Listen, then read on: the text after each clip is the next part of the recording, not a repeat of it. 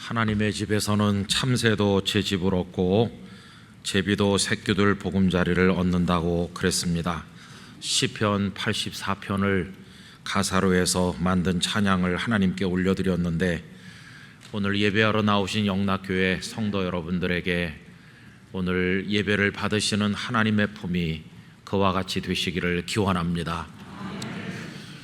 여러분, 이제 여름 교육 행사가 다 시작이 되고 있습니다. 교회 학교를 위해서 기도해 주시고, 또 산상기도회, 이름은 산상기도회인데 코로나 때문에 본당 기도회로 바뀌게 되었는데, 올해도 본당에서 진행이 되니까 휴가도 조정하시고 시간들을 내셔서 다 참여하시고, 올해는 산상기도회처럼 오후 시간에 성경 통독도 하고, 또 마당에다가 우리가 텐트도 쳐서 거기서 모임도 하고 다양하게 준비하고 있습니다. 많은 분들이 함께 해주시기를 바라고요. 그 다음에 또 이런 부탁은 안 하면 좋은데, 이번 토요일 날 동성애자들의 퀴어 축제가 서울시청 앞 광장에서 또 대대적으로 열린다고 합니다. 이건 누가 막으면 좋겠어요. 이 땅에 그걸 반대하는 사람들도 많다는 거를 세상에 좀 알려야 되지 않겠습니까? 그래서 1시부터 그 시청 앞에서는 그 사람들이 하고, 그걸 반대하는 이들은 서울시 의회 앞에 모여서 국민대회를 하는데, 반대하는 사람이 더 많다는 거를 알려야 되거든요. 교회밖에 없어요. 그래서 여러분, 그날 1시에 그쪽에 시간 내셔서들 오시면 큰 힘이 되고 우리 사회를 지키게 되리라고 생각을 합니다. 그리고 이제 병원이나 의료 계통에 봉사하는 분들도 우리 교회에 많으신데, 오늘 뜰에서 의료인들의 등록을 받아요.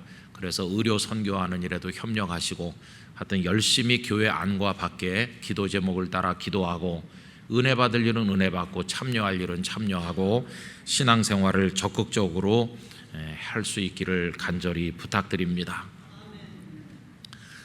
여러분, 우리들은 그리스도인이죠. 그리스도인은 하나님을 믿는 사람들입니다. 그러니까 우리는 하나님을 믿는 사람이기 때문에 하나님을 잘 알아야 합니다. 교회를 많이 아는 거, 그건 신앙은 아닙니다. 그 교회 목회하는 목사를 잘 안다, 그것도 신앙은 아니죠. 심지어는 성경을 많이 아는 것도 신앙은 아닙니다. 왜냐하면 성경이 우리 목적이 아니에요. 성경을 왜 주셨느냐 하면, 성경을 통해서 하나님을 알게 하려고 주신 거지, 나중에 천국문에서 성경 고사 봐서 들어가는 게 아니거든요. 하나님을 알고 하나님을 믿나, 이게 핵심이거든요. 그래서 여러분, 하나님을 잘 아셔야 됩니다. 하나님은 모르는 채로 그냥 내 방식대로 내 만족을 위해서 하는 거는 올바른 믿음이 아니고, 그거는 일종의 우상 숭배일 뿐입니다. 그래서 호세아 선지자께서는 하나님을 알아야 된다고 얼마나 역설했는지 몰라요. 호세아서 6장 3절에 보면, 그러므로 우리가 여호와를 알자, 힘써 여호와를 알자. 그의 나타나심은 새벽빛같이 어김없나니 비와 같이, 땅을 적시는 늦은 비와 같이 우리에게 임하시리라 하니라. 하나님을 알아야 됩니다. 하나님은 어떤 분이시냐 하면, 비와 같이 정한 때 꼭 임하시는 신실하신 우리 아버지입니다. 그 하나님을 알아야 됩니다. 이렇게 역설을 한 것이죠. 그런데 북왕국 이스라엘 사람들은 하나님 했지만 하나님 잘 몰랐어요. 결국 그들은 범죄했고 나라는 멸망하였습니다. 우리 영락교회 성도 여러분, 하나님을 잘 아는 분들 되셔야 합니다. 자, 그러면 도대체 누가 하나님을 잘 아는가, 이렇게 질문을 했을 때 일반 상식적인 대답을 해보면, 지혜롭고 슬기 있는 사람이 하나님을 잘 알 것이라고 생각합니다. 세상에서 똑똑한 사람이 공부도 더 잘하는 게 상식적인 얘기 아닙니까? 그런데 오늘 예수님께서는 완전히 반대로 말씀하세요. 지혜롭고 슬기 있는 사람들은 오히려 하나님을 잘 모르고 어린 아이 같은 사람이 더 잘 안다고 말씀하신 겁니다. 그 얘기가 오늘 본문 25절인데 우리 같이 읽도록 하겠습니다. 그때에 예수께서 대답하여 이르시되 천지의 주제이신 아버지여, 이것을 지혜롭고 슬기 있는 자들에게는 숨기시고 어린 아이들에게는 나타내심을 감사하나이다. 반대로 말씀하셨죠. 그렇죠? 더군다나 여기 어린 아이는 네피오스라는 단어인데요, 그냥 단지 나이가 적다는 뜻만 있는 게 아니라 미숙하고 어리숙하다, 그런 뜻도 들어있어요. 예수님의 말씀이 참 이상하죠. 지혜롭고 슬기 있는 자가 하나님을 잘 알 거다, 이렇게 말씀하셔야 그게 일반적인 대답일 텐데, 예수님께서는 오히려 어린 아이, 미숙하고 어리숙한 사람이 하나님을 안다고 얘기하시는 거예요. 반대로 말씀하셨어요. 그러면 여러분, 여기서 지혜롭고 슬기 있는 자라고 예수님께서 말씀하시는 그들은 도대체 누구를 말하는 것일까요?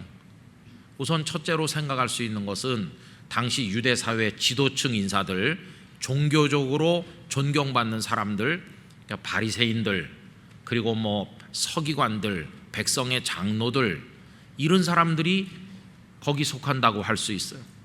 그들은 스스로나 남에 의해서나 지혜롭고 슬기 있다고 인정받은 사람들이고 율법을 잘 안다는 사람들이죠. 그런데 마태부터 요한복음까지 읽어보면 어디서도 그들을 칭찬한 데가 없어요. 부정적으로 말씀하죠. 왜 그럴까요? 지혜롭고 슬기 있는 것처럼 보이고 율법도 많이 아는 것도 사실이지만 그들은 하나님은 모르기 때문이에요. 그들은 하나님을 모르는 사람들이죠. 똑똑한데 하나님을 모른다. 이게 첫 번째 얘기입니다. 자, 그런데 오늘 우리에게 더 심각한 것은 어떤 사람이 슬기롭고 지혜로운 사람 속에 속하느냐 하면, 두 번째로는 은혜를 많이 받은 사람들 중에도 하나님을 모르는 사람들이 있다는 것입니다. 여러분, 오늘 우리가 20절부터 읽었는데요, 그 20절부터 쭉 읽어보면 예수님께서 책망하시는 사람들이 등장하잖아요. 고라신 사람들, 베세다 사람들, 가버나움 사람들을 예수님께서 꾸지람 하시잖아요. 그럼 이 사람들은 어떤 사람들이냐 하면, 예수님께서 거기 가셔서 엄청난 능력을 행하셔서 은혜를 베푸신 마을들인데, 이 사람들이 하나님을 모른다는 거예요.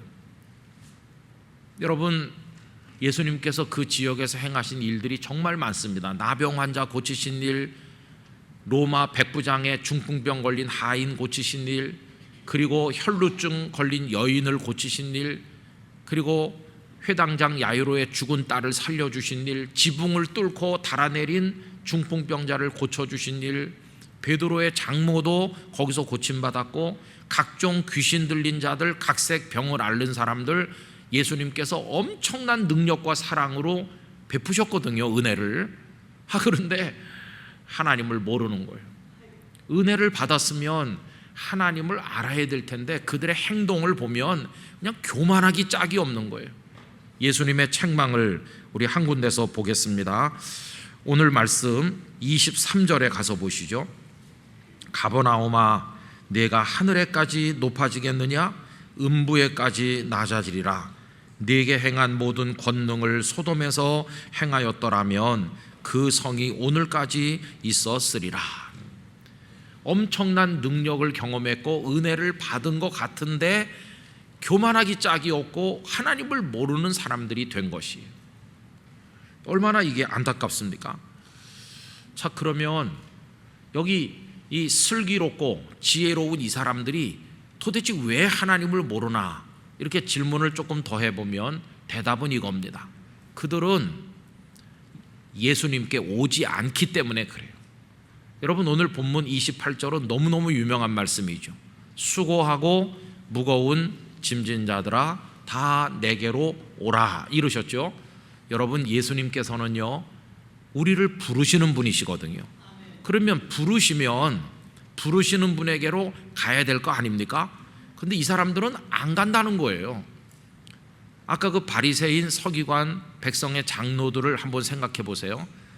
주님께서 수고하고 무거운 짐진 자들 오라고 그래도 이 사람들은 예수님께 가질 않아요. 버티고 있어요. 물론 그 사람들도 가끔 예수님께 오긴 왔는데 예수님께 자신을 맡기고 예수님의 은혜를 얻으려고 온 게 아니라 예수님을 비방하고 시비를 걸려고 왔을 뿐이지, 수고하고 무거운 짐진 자의 안타까운 마음으로 예수님을 찾아오지를 않았거든요. 그러니까 그 사람들은 부르심에 응답하지 않았습니다. 그러니 하나님을 모를 수밖에요. 자, 그러면 이제 그 다음 사람들, 그 고라신, 벳세다, 가버나움 사람들은 언제나 예수님께 와서 아픕니다, 뭐 배가 고픕니다, 우리를 도와주세요, 늘 그랬거든요. 그래서 많은 능력을 경험하지 않았습니까? 그런데 예수님께 계속 왔는데 왜 예수님께 오지 않았다고 제가 말씀드리는지 그 이유가 뭘까요? 그건요, 예수님께 오긴 왔죠. 그런데 스쳐 지나갔을 뿐이지 예수님의 가슴에 푹 안긴 사람들은 아니라는 것입니다. 예를 들면 이런 거예요. 예수님, 저 좀 도와주세요. 이렇게 손을 내미니까 예수님께서 그 손을 잡아주셨어요. 그러면서 은혜라는 사탕을 하나 주신 거예요. 근데 그 사탕을 입에 넣고 쫄쫄 빨면서 그럼 안녕히 계세요 그러면서 가버리는 사람과 같아요. 예수님께 자주 갔어요. 사탕도 많이 받아서 빨아먹었는데 그게 끝이에요. 여러분, 주님께서 부르실 때는 사탕 받아가라 이게 아니고 내 사람 되라 이거거든요. 내 품에 좀 안겨라, 내 가슴이 얼마나 넓고 따뜻한지 좀 아니, 나와 같이 살자, 우리 서로 좀 알아보자, 내 사람 되라 이거거든요. 근데 사탕 받고는 가버리는 거예요. 가가지고 입에 넣었다가 빼서 자랑하면서 나 이래봬도 사탕 받은 사람이야 자랑하면서 예수님께 사탕 아직 못 받은 사람한테 의시되는 거예요. 사탕도 못 받은 게, 이러면서 교만하기가 짝이 없어요. 근데 이 사람 보고 주님을 아느냐 물어보면 어디까지 말할 수 있을까요? 사탕 맛은 말할 수 있게 달콤 새콤하더라. 근데 그게 끝이죠. 주님의 가슴이 얼마나 따뜻한지, 그분이 어떤 분이신지를 이 사람이 알까요? 그냥 그 주변만 맴도는 거지 주님을 몰라요. 그러니까 이 사람들도 주님께 오지 않은 사람과 똑같다 하는 것입니다. 너무나 안타까운 사람들이에요. 근데 여러분, 유감스러운 건 뭐냐 하면요, 요새도 그런 사람이 많다는 거예요. 지금도 하나님의 은혜를 받았다고 사탕 자랑하는 사람이 참 많습니다. 그게 다 간증이라고 그러면서 사방으로 다니며 간증하고 자랑해요. 그러면서 주님 영광 찬송한다고 하는데 가만히 보면 다 자기 이름을 내는 겁니다. 주의 일을 한다고 하지만 자기 이익을 추구하는 사람이 얼마나 많은지 몰라요.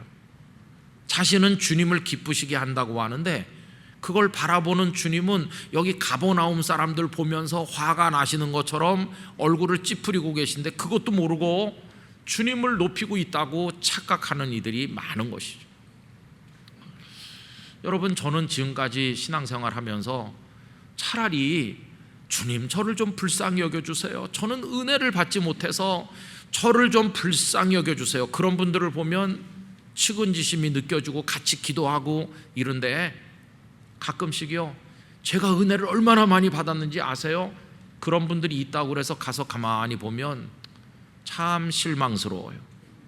은혜를 많이 받았으면 더 겸손해져야 되고 정말 주님을 사랑해야 되는데 그 반대인 경우를 볼 때 참 씁쓸한 걸 많이 느끼곤 해요. 여러분, 우리 자신이 그렇지 않을까요? 사탕만 자랑하는 사람이죠. 주님은 알지도 못한 채.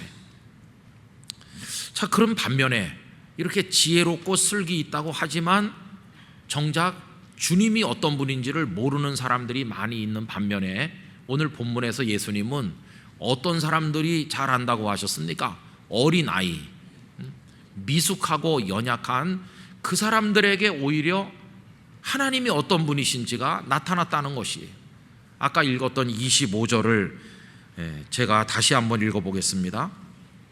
그때 예수께서 대답하여 이르시되 천지의 주제이신 아버지여, 이것을 지혜롭고 슬기 있는 자들에게는 숨기시고 어린 아이들에게는 나타내심을 감사하나이다. 그리고는 26절에 뭐라고 덧붙이십니까? 옳소이다. 이렇게 된 것이 아버지의 뜻이라는 것이, 아버지의 뜻이니이다. 그러니까 하나님 아버지께서는 지혜롭고 슬기 있는 사람 좋아하신다는 말이에요? 별로 안 좋아하신다는 말이에요. 그 사람들에게는 안 알려주시는 것이에요. 하나님이 어떤 분이신지를 숨겨서 잘 알려주질 않으시는데, 어린 아이 같은 사람들에게는 얘들아 나 이런 존재야 그러면서 당신의 모든 걸 알려주신다는 거예요. 여기 우리가 주목해서 봐야 될 단어가 있죠. 방금 읽은 25절에 보면 숨기신다, 나타내신다 이겁니다. 여러분, 이게 주체가 누구십니까? 누가 숨기고 누가 나타내시는 거죠? 하나님께서요. 이게 참 중요한 것이에요. 하나님의 세계를 아는 것은 지혜로운 사람들이 자기 두뇌를 써서 자기 생각을 동원해 갖고 열심히 연구해서 아는 게 아니에요. 여러분, 하나님이 누구신지, 하나님의 은혜가 어떤 것인지 이것은 계시를 통해서 하나님께서 알려주셔야 아는 거지, 사람이 노력해서 연구해 가지고 아는 게 아니에요. 그래서 가끔 보면 세상적으로 유명하고 공부도 많이 하고 똑똑한 분인데 하나님을 잘 몰라요. 그런데 학교에도 가보지도 못하고 정말 고생만 하고 사신 할머니가 하나님을 잘 아는 경우가 있어요. 이게 바로 그런 얘기거든요. 근데 그게 누구의 뜻이라고요? 하나님의 뜻이라고. 그러면서 27절 내려가서 보십시오. 아무나 다 하나님을 똑똑하다고 다 아는 게 아니고 우리 주님께서 나타내 보여주시는, 알려주시는 사람만 안다는 얘기죠. 27절 제가 읽어보겠습니다. 내 아버지께서 모든 것을 내게 주셨으니 아버지 외에는 아들을 아는 자가 없고 성부 하나님이 성자 예수님을 잘 아시는 거죠. 그죠? 삼위일체 하나님이시잖아요. 또 아들과 성자와 또 아들의 소원대로 계시를 받는 자, 예수님께서 하나님 아버지를 잘 알았으면 좋겠다고 부르신 그 사람들, 계시를 받는 사람들, 예수님의 제자들도 그들이었고 너무나 황송하지만 오늘 우리도 그 속에 들어있는 줄로 믿습니다.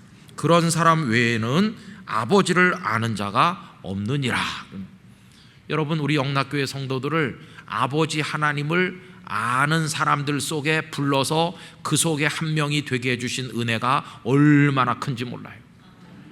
우리 주님께서 우리에게 알게 해주신 것이, 물론 우리 교회 성도들 중에도 하나님을 아는 게 어떤 분은 많이 알고 어떤 분은 조금 아는 차이가 있겠지만 오늘 이 자리에 예배하러 오셨다는 것은 하나님을 아시기 때문에 오신 것이에요. 하나님이 우리의 아버지임을 아시죠? 그죠? 하나님이 우리를 사랑하신다는 거 아시죠? 우리의 모든 것 되시고 창조주이시며 우리를 영원한 생명의 나라로 인도해 가실 분임을 알기에 하나님을 송축하려고 이 자리에 모인 거 아닙니까? 우리는 하나님을 아는 사람이 됐어요. 이 은혜가 얼마나 큰지 말로 다 알 수가 없어요. 그래서 하나님 아버지 이렇게 하고 가만히 있으면 눈물이 나는 거예요. 하나님을 아는 사람이 됐잖아요. 바로 그 얘기를 지금 말씀하는 거죠. 그런데 그 하나님을 어떤 사람들에게 알려주신다고요? 어린아이 같은 사람들. 어린아이 같은 사람들하고 지혜롭고 슬기 있다고 자부하는 사람들하고 달라요. 지혜 있고 슬기롭다는 사람들은 떡 버티고 서서 자기 이름을 높이고 자존심 자랑하는데, 어린아이 같은 사람들은 마치 아빠가 오면 아빠 그러면서 달려가는 아이처럼 하나님을 향해 달려가는 거예요. 하나님을. 그게 우리들의 신앙의 모습이 되어야만 할 것입니다. 복음서 말씀을 읽어보면 그런 사람 너무나 많아요. 여러분, 혈루증을 앓던 여인, 아까도 말씀드렸지만 그렇게 길거리에 사람이 많고 부정한 여자라고 다 손가락질하지만 뭐 사람들은 뭐라고 하든지 말든지 나는 주님께로 가야 되겠어 그러면서 달려와서 옷자락에 손을 댔잖아요. 참 그 생각이 단순하고 간절하죠.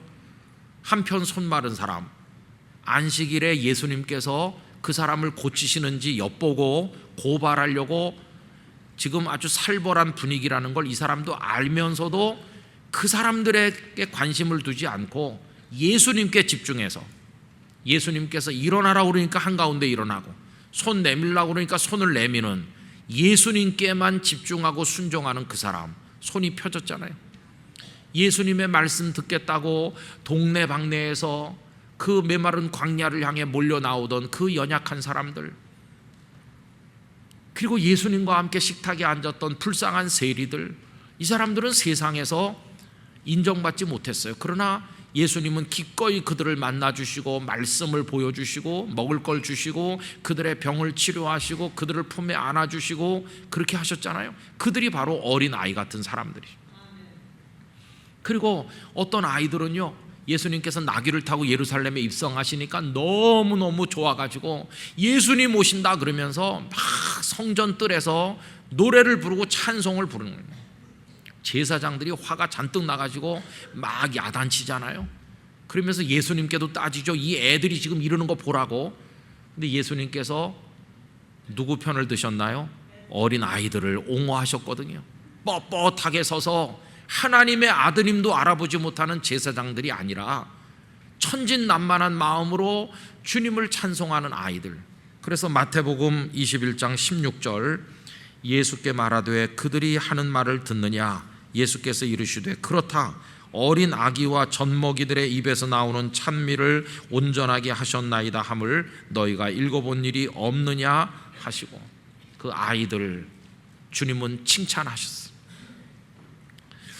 자, 그래서 여러분, 이 세상에는요, 미숙하고 어린 아이처럼 보이지만 우리 주님을 잘 아는 사람들이 있어요.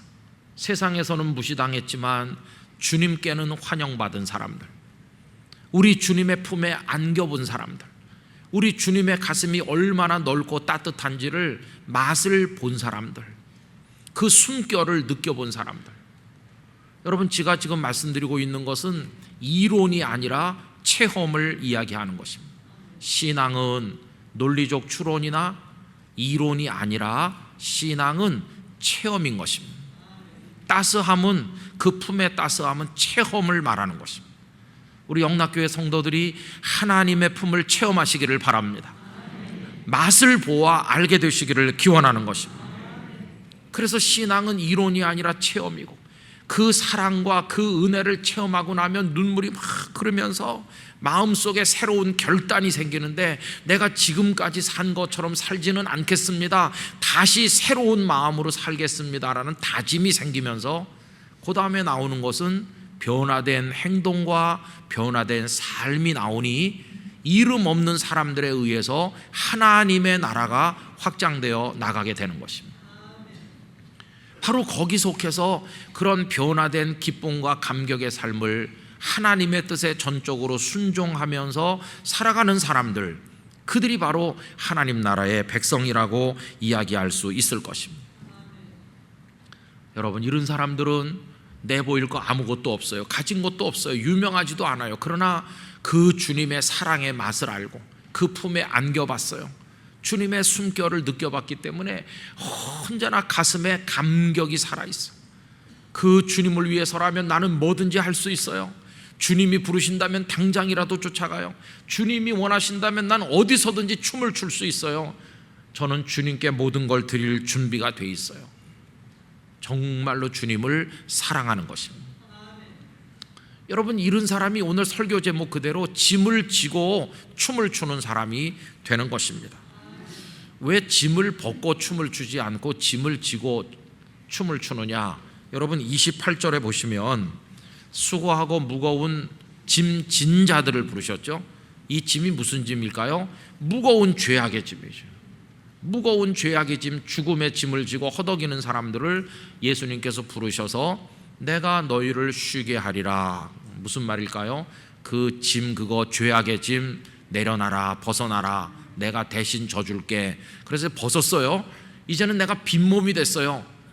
그런데 주님께서 하시는 말씀을 듣다 보니까 그 대신, 그건 벗어놓는 대신 내가 새로운 멍에를 하나 너한테 지어주려고 한다. 멍에를 지게 되는 거예요.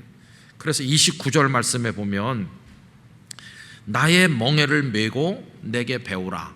여러분, 예수님을 믿는 거는 그냥 다 벗어 던지고 믿는 게 아니라 하나씩 짊어지고 믿는 거예요. 그 멍에라고 말씀했는데 이게 뭘까요? 그게 우리가 져야 될 십자가를 말하는 거예요. 우리가 져야 될 십자가. 그런데 그게 무거워가지고 막 짜증나고 나 예수님을 못 믿겠어 그러면서 던져버리는 게 아니라 주님의 사랑을 맛을 본 사람은 얼마든지 질 수 있어요 그러면서 그걸 쉽게 지는 겁니다. 무겁지만 쉽게. 그 신비가 30절에 나와 있어요.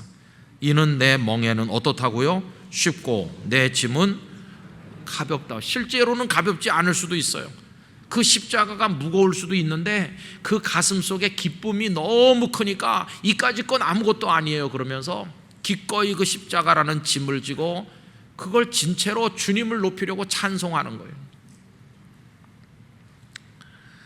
여러분, 왜 그 사람들은 짐을 지고서도 무겁다고 안 하고 기뻐서 춤을 칠까?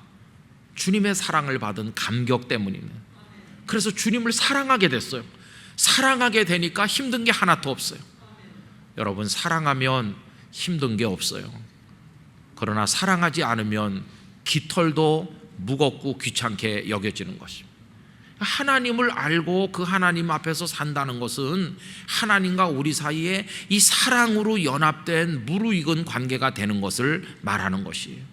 여러분, 이런 사람들은 그저 세상이 어떻든지 내 몸이 약해지든지 경제적으로 어렵든지 이런 데 상관없이 언제나 기쁨으로 하나님을 바라볼 수 있게 되는 것이, 지나간 2000년 동안 기독교 신앙은 이런 분들에 의해서 이어져 내려왔어요.